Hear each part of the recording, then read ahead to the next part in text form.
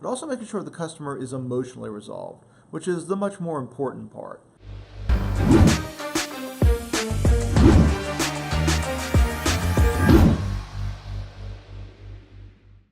Hey, it's Adam DePork, and today we're going to talk about closing the loop with customers. Now, closing the loop means when you circle back after an issue is supposedly resolved and you make sure the customer is okay. Now, it also refers to doing some closing of the loop internally, to following up internally in some ways. So let's talk about some of the dimensions of closing the loop and why it's so important. So first of all, when you talk about closing the loop with customers, one of the things it does is it gets rid of the checkbox mentality, or if it doesn't get rid of it, then it actually provides a backstop. And what I mean the checkbox mentality, and this tends to happen in larger organizations, but it can happen in smaller ones, and that's when a rep addresses a customer issue, they're talking to the customer, they sort of go through it, they get it resolved on paper. But maybe it's not fully resolved, maybe it's just resolved enough that they can check that mark and get their stats and get their metrics, or in a small organization tell their boss, yeah, I dealt with it, it's good. And in a lot of cases, it wasn't really resolved. It wasn't resolved to the customer's satisfaction, or it was resolved to a point where it's going to blow back up. It's going to come back around. It's not truly resolved finally.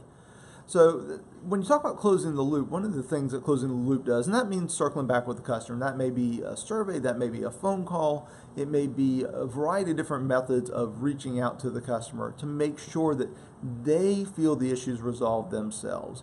And not only asking if they feel it's resolved, finding out if there's anything else they need. If there's anything else regarding that issue or anything else, it's called forward resolving, was one of the terms we use, that may be able to be resolved now. And closing the loop helps not only from the standpoint of sort of making sure the operational issue or whatever that issue was resolved, but also making sure the customer is emotionally resolved, which is the much more important part. Because we teach this all the time at CTS, which is we're solving the customer's emotions, we're not solving the issue. The issue is almost secondary because how the customer feels about it, that's the experience. And that's what's going to resonate a week later, a month later, a year later. That's what's going to be remembered is the customer's emotional state and emotional feelings about that issue. So that's some places where closing the loop is really important. Now, closing the loop internally can happen in sort of two dimensions. One's closing the loop with whoever, per se, caused the issue or was involved in the issue. There's not always a cause. Sometimes issues just happen. It wasn't a human. But if there was a human cause or an operational breakdown where training or reviewing how it happened can actually make it better for the next time, make sure it doesn't happen with this customer or even better with other customers, then that's a place where closing the loop internally can also be very powerful. And finally is closing the loop at a more managerial level internally, which is making sure, okay, is this a systemic issue? Is this an issue with the journey, with the experience, with something that's outside of frontline control, maybe systems or processes? And sort of looking for patterns there. One issue may not be enough in that circumstance, but starting to see patterns and closing the loop internally saying, hey, this happened, and we've got a resource issue, or we've got a systems issue.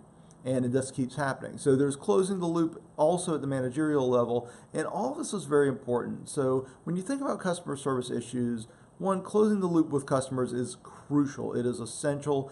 Quite frankly, in most cases, light issues aside, in most cases the issue is not done until you've closed the loop again. And internally, it can be a very powerful method for figuring out and improving, issues and improving customer experience through the lens of what may be improved from a systemic level and also at the human level and the training level. So closing the loop is super important. Make sure you do it. And also make sure you subscribe. We'll see you next time.